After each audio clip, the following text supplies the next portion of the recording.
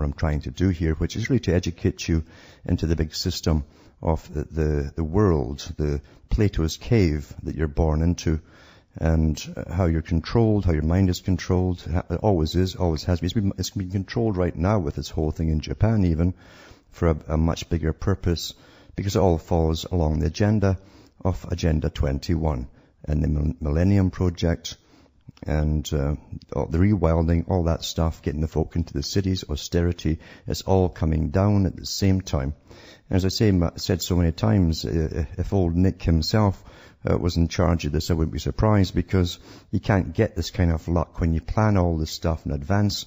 You have world meetings about bringing people down into basically very austere levels with very little energy, which you'll pay a lot of money for, an awful lot of money.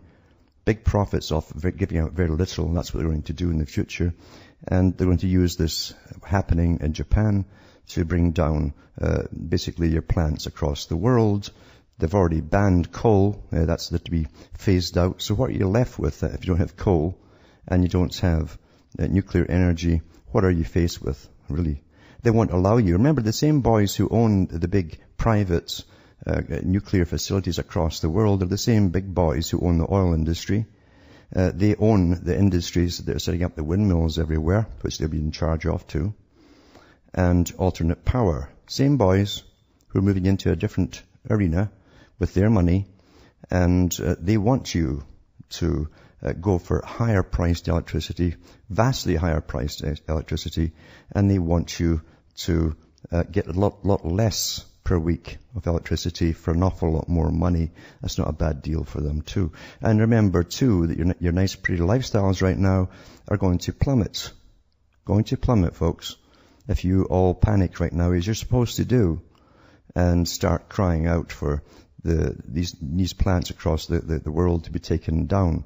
Number one, there's only one going down, and that's in Japan, who've been hit with a massive, incredible earthquake, then a tsunami on top of it. And then these reactors, of course, were taken down one after another in quick succession. We've watched so many scary end-of-the-world movies that have churned out in the last 10 or 12 years that most folk really think it's the end of the world. It's astonishing. And you can truly have your perceptions distorted by being fixated on television. There was a BBC documentary series put out a while back on that very topic, and how it distorts your mind, and how fear itself is something that you will pay attention to when it's fear-based propaganda that's being thrown out at you. And the amygdala of the brain basically is your survival part for very primitive instincts, but survival is part of it, and it gets hyper-sensitized to any warnings of danger, and that's why you can't take your eyes away from it. That's why the big boys like Sunstein and so on know to give you psychic driving, the same images over and over and over again. Same what they did with 9/11 for the towers, ad nauseum for weeks and weeks and weeks, until it was literally burned into your brain, into your mind. And whenever you see that again, the same fear dwells up inside of you. It's embedded in your mind. So remember, let's not lose our heads over this, and let's not go along with the big agenda, because they're bringing in a new feudal system they've written about for many times in all their big publications. Professor Carol Quigley talked about it too, and they want you to be all on board, demanding, and that's how they do things. They get you to demand the very things they want to happen.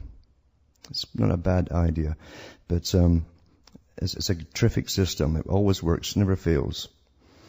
And right now, from the Council on Foreign Relations, of course, the big player for the globalists is Japan's impact on U.S. nuclear power. And I said this the very first day this would happen, because, you see, they've had all the world meetings, and they're trying to convince the public to go along with rolling blackouts and austerity, etc., etc., etc. Remember, you're post-consumer now. They've said that too, which means that your disposable income will not go towards little goodies and trinkets and all the cheap junk from China you keep buying to reward yourselves for working. It'll go instead to fees and taxes and higher payments for so-called services like electricity. That's where it's all to go. And your tax money will be used to fund all these new projects for the big boys, who will then be handed it as a private gift, basically, from the government to them, once it's all up and running. And then they'll really gauge you, and gouge you, I should say, for every penny you've got, for every little volt and amp of electricity you consume. And that's just the facts of it, folks. And it's not to downplay the catastrophe in Japan whatsoever, but who's been hit with 3 things like that in a row, all at the same time? Nobody. Now, the CFR says, by Michael A. Levi, David M. Rubenstein, Senior Fellow for Energy and Environment and Director of the Program on Energy Security and Climate Change. You notice every country now, it's not energy and so on, it's energy and climate change. It's all tacked onto it now. The Japanese nuclear crisis continues to unfold with the ultimate outcome still unknown, but observers have already turned to the day 2 question: what does this disaster mean for the future of U.S. nuclear power? There's no doubt that on the margin it will hurt. How much so remains to be seen. Then they go on and talk about all the other catastrophes they've had with the oil spills in the Gulf of Mexico and all that kind of stuff. And then they go into the evolution of public opinion. Nice term there, isn't it? The evolution of public opinion is still far from over, though the ultimate policy consequences of the Japanese crisis will depend on precisely how the situation on the ground develops over the coming weeks, just as it did over the oil spills many months. Those details are impossible to predict right now, and don't you kid yourself, these guys are monitoring everything as it happens, and big world meetings are taking place to see if they can get their agenda through. Much depends on technical matters that are not known to the public and exactly how the stricken reactors respond to the stresses that they are now under. And nuclear power provides about 20% of the U.S. electricity, but new construction has been stalled for decades by the mix of high costs and public apprehension dating back to the 1979 accident at 3 Mile Island. Opposition to nuclear power has softened slightly in recent years, but the old patterns of debate remain largely intact. So they're bringing up all the old accidents too. Now remember again, these same boys, as I say, at the top, that own basically the world's energy supplies, who will also be charging you for carbon taxes or energy taxes and all the rest of it, are the same boys who privately own, and they own the majority shares in all these big corporations, be it at home or abroad. They're internationalists. They have no nation as far as you're concerned. They own the transition into so-called sustainable energy, and these awful windmills that they have to get shut down during a kind of high breeze. It's just too much to take before they fall apart. And of course, they can hardly churn enough out, and they definitely even can't pay for their own manufacture or keep or maintenance. And that's what they want to bring you back to. But the big boys will own them for sure, which means if you're going to pay for them, you'll pay an awful, awful, awful lot of money. And it will be funded by the taxpayer for private business. Again, don't forget that. So really they're going into pro-nuclear forces and anti-nuclear forces and all the rest of it. And remember too, these big boys with their foundations, their front organizations and NGOs also control the environmental societies and agencies and NGOs. And in fact, they've used them in the past to stop the hydroelectric dams. And Canada could certainly put up quite enough of those if they wanted to, but they didn't do it because the big boys at that time wanted their nuclear. Now they want something else, you see, a new system.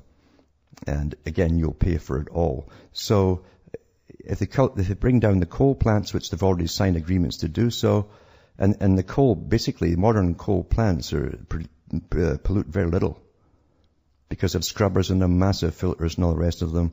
And they're great work engines. They just keep going and going and going and put out a lot of electricity. And you're living in a first world nation, most of you out there, and you need that kind of power to keep things going. You definitely need it. You won't get that on your little windmills. That's for sure. So keep your own head too as we go through all of this. There's no doubt about it. We're all worried about the radiation floating over Canada, the US. It's supposed to hit now, and it's probably been hitting already, I'm sure.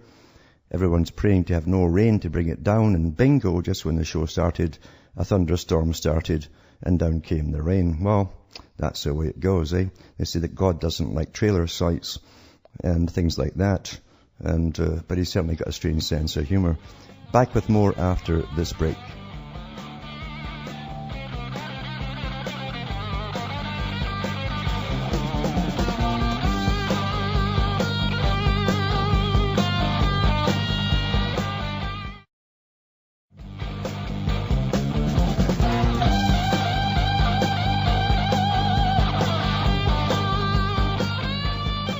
Hi folks, we're back and cutting through the matrix.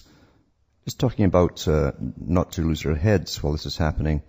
And of course the hype in the media is intended to make you all lose your heads and to make you stampede along in a direction which the big boys who own the big nuclear plants want you to go, because they're the same massive shareholders who own the majority shares of all the other alternate energy systems are bringing out now through all these meetings. Look who attends these big meetings worldwide, and look at all the NGOs they fund as well.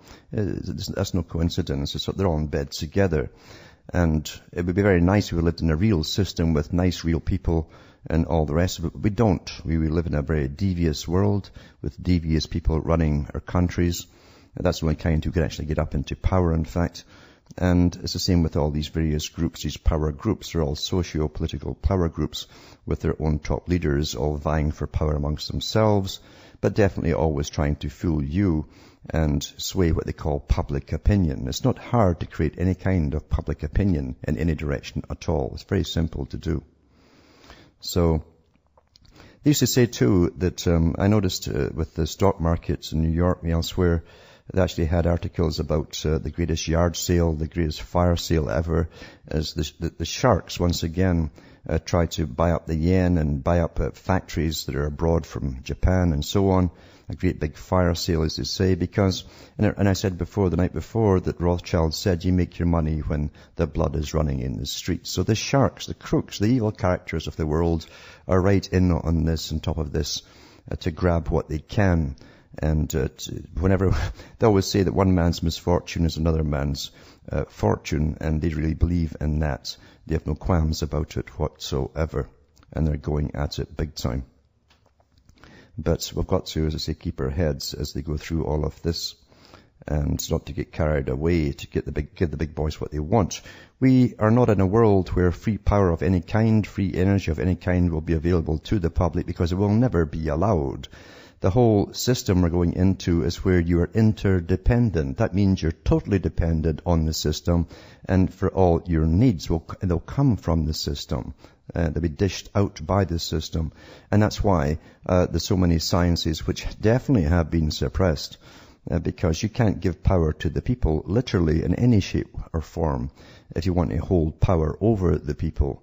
And those with common sense know that and understand that, and certainly those who've read their histories and read the articles, and even from the websites of the big corporations that run the world.